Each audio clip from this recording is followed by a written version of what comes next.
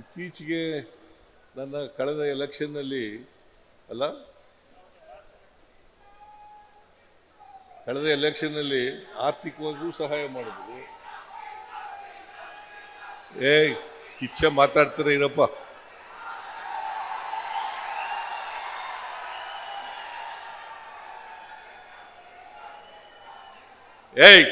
ಇರೋ ಕೂತ್ಕೋ.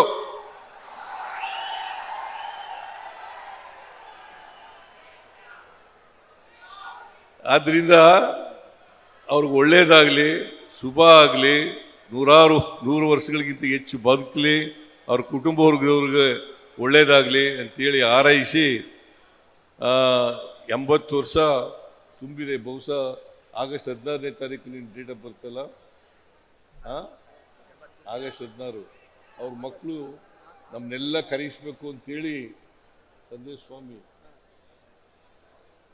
ಇವರು ಜೊತೆಲೇ ಇದ್ದ. ಈಗ ಬೇರೆ ಬೇರೆ ಇದ್ದಿರಲ್ವ, ರಾಜಕೀಯವಾಗಿ ಜೊತೆಲೇ ಇದ್ದಿರಲಿಲ್ಲ, ಬೇರೆ ಬೇರೆ ಪಾರ್ಟಿಲಿ ಇರೋರು. ಈಗ ಇವ್ರು BJPಲಿ ಇದ್ದಾನೆ, ಅವ್ನು ಕಾಂಗ್ರೆಸ್ನಲ್ಲಿ ಇದ್ದಾನೆ.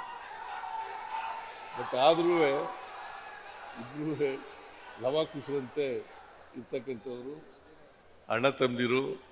ರಾಜಕೀಯವಾಗಿ ಕೂಡ ಒಟ್ಟಾಗಿ ಕೆಲಸ ಮಾಡ್ತಾರೆ. ಅವರ ಸೇವೆ ಇನ್ನೊಂದಷ್ಟು ವರ್ಷಗಳ ಕಾಲ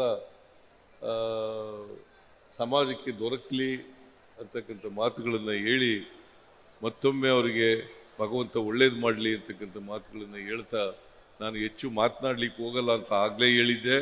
ಅದರಿಂದ ಇದು ರಾಜಕೀಯ ವೇದಿಕೆ ಅಲ್ಲ.